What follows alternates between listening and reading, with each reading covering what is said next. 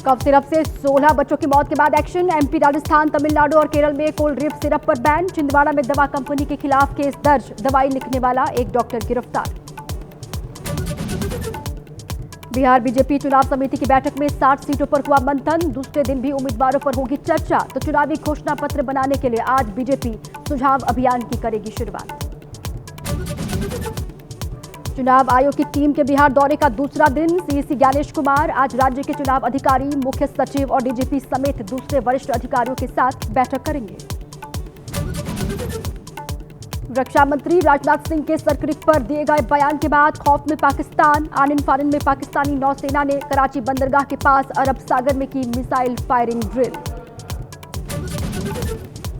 UP के बहराइच में आदमखोर भेड़िए का खौफ। भेड़िए ने फिर बोला हमला। 2 लोग गंभीर रूप से घायल।